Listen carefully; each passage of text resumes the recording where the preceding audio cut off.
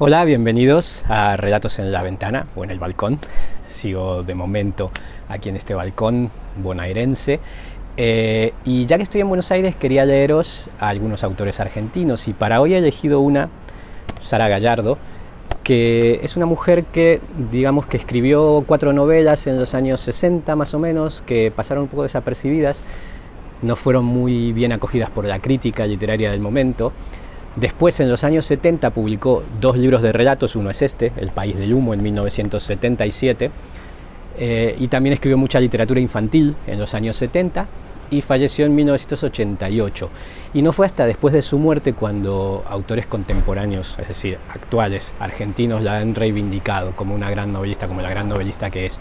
En España, bueno, se reeditó gran parte de su obra. Aquí en Argentina creo que está toda reeditada. En España yo he visto mucho en librerías 2 de sus novelas más destacadas, que son Enero, del año 1958, y Eisejuás, del año 1971. Bien, pero no quería extenderme mucho en la literatura de Sara Gallardo, porque ya os voy a leer un cuento, pero sí quería, antes de leeros este cuento, contaros una parte de una historia personal. Y es que mi infancia, en los años 70, transcurrió en ese barrio del centro de Buenos Aires que está entre la 9 de Julio y la Plaza San Martín, por la calle Marcelote de Alvear, Santa Fe.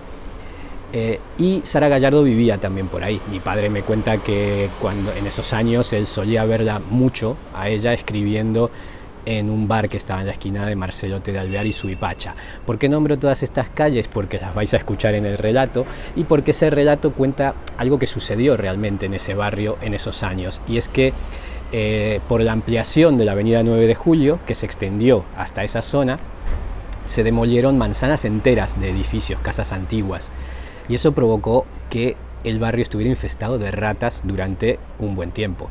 Y eso es lo que cuenta esta historia, y obviamente cuenta mucho más, pero eso ya os lo dejo a vosotros. Ahora lo que voy a hacer es leeros este cuento de El País del Humo, es el libro, 1977, y el título del cuento es Las ratas. Cuando voltearon las casas para hacer la avenida 9 de Julio, miles de ratas tuvieron que buscarse la vida. Habían tenido años para prepararse. Entre la construcción del centro de la avenida con su obelisco y el añadido de los extremos pasó más de medio siglo, pero nadie puede prepararse durante medio siglo. Un día la obra prosiguió. Ni digo lo que fue aquella demolición. La tierra subía al cielo, la gente la tragaba y la masticaba. Primeras en caer fueron las cornisas con sus yuyos. Las ratas huyeron. Escenas de desesperación hubo demasiadas, sufrimiento grande. La tarde en que una rata mojada entró por el caño de ventilación de una confitería de la calle Cerrito es solo un caso. Una señora europea, venida a causa de la guerra, la sacó de un paraguaso a la vereda. Pero imaginemos, después en la vereda. Imaginemos, antes. Una gigantesca madre a punto de parir entró en el salón de belleza de la calle Santa Fe. Cómo gritaron las empleadas, se abalanzaron a las sillas. Por suerte no había clientas, dijo la dueña, prefieren levantarse tarde. Qué búsqueda por los camarines, entre frascos y pequeñas almohadas de hilo rosa. Una empresa cerró todo y echó un humo letal. Descosieron el forro del sofá. Allí estaba, con su cría, muertos todos. Nadie se enteró porque la dueña del salón, francesa, sabe lo que es ganarse la vida en tierra extranjera. Nadie lo supo. En el sector del norte había un macho que nunca formó familia. Le faltaba un diente, era tuerto. Se decía que no imaginaba qué es el miedo. Si la juventud lo admiraba y los viejos le daban tardíamente la razón, la mayoría lo contemplaba con recelo. Conocía a ojos ciegos la manzana de tugurios y palacios de Paraguay a Charcas.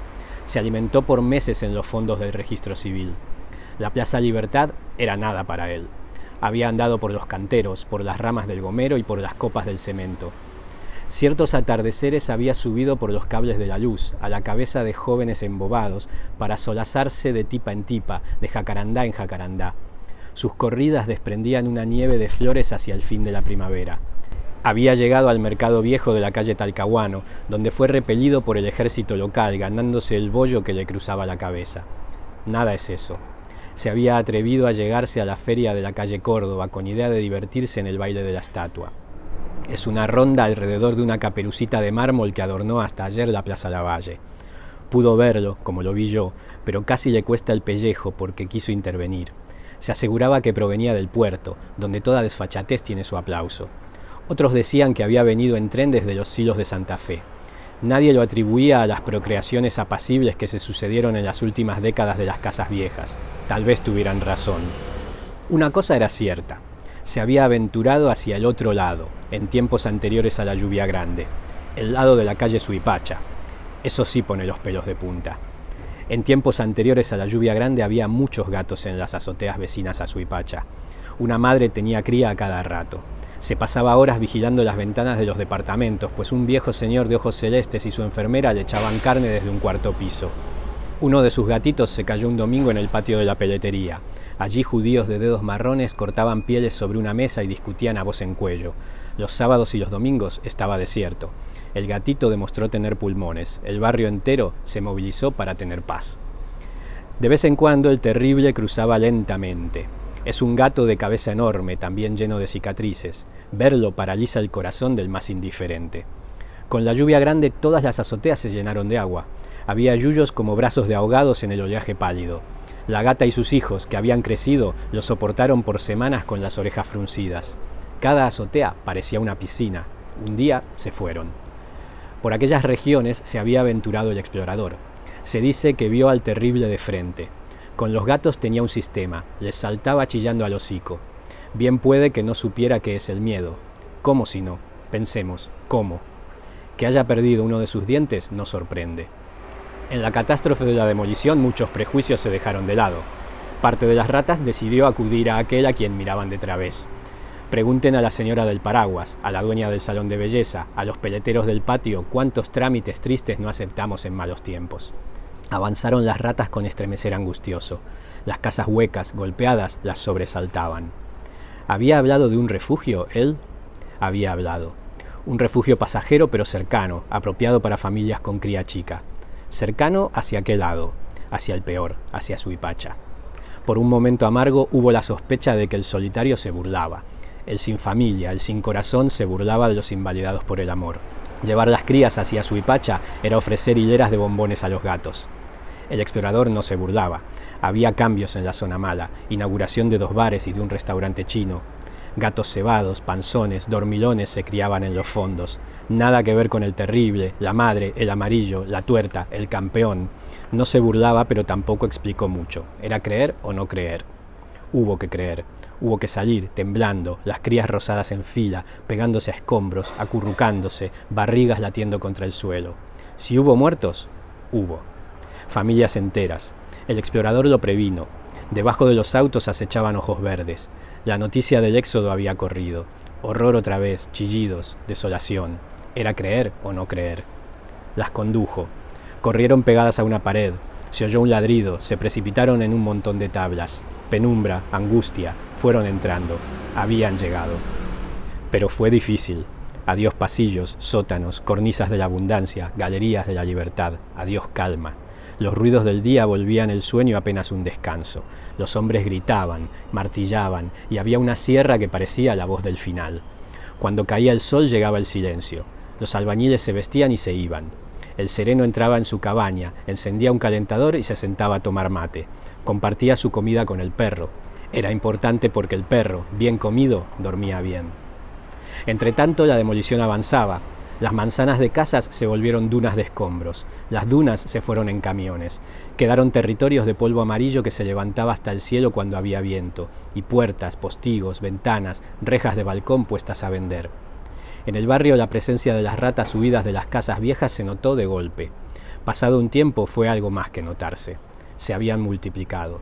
Nadie puede evitarlo y ellas menos que nadie.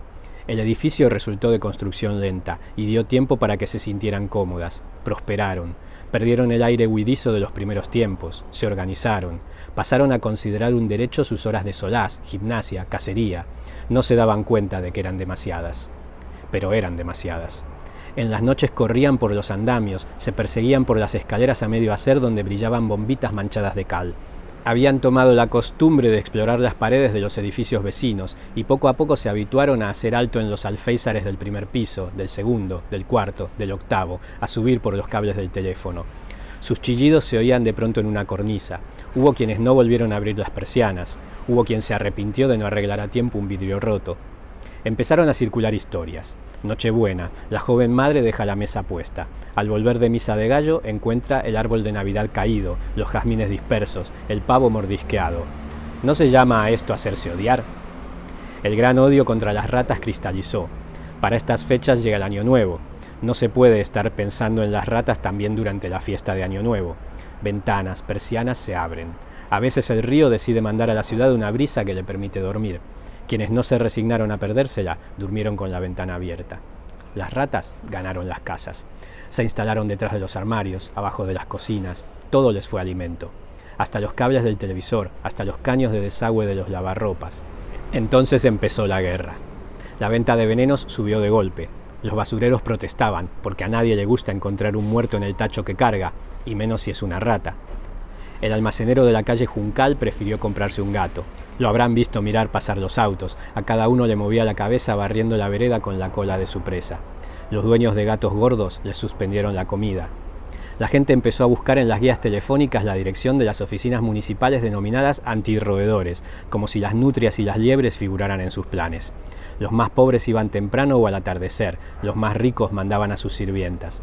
Tan largas eran las filas que los trámites parecían disolverse. Pero los demandantes se miraban unos a otros con alivio, como quien descubre que hay otros enfermos de algo que avergüenza. Y hablaban de las ratas, hablaban contra las ratas.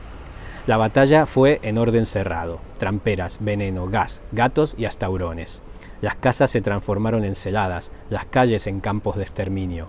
Las ratas se sintieron acorraladas. Aquí se inicia lo que voy a contar. Dicen que empezó en el piso donde alguna vez olvidaron reponer un vidrio en la cocina. La joven madre con el joven padre y los hijos fueron a cambiar de aire al borde del mar. Quedó la suegra con su rodete gris. Los vecinos la veían ir a misa de 6 con mantilla y misal. No faltó quien observara que iba de un modo extraño, como si refrenara una prisa, un trote. Cuando pasó el verano, alguien le preguntó por el regreso de los jóvenes y obtuvo una respuesta sorprendente.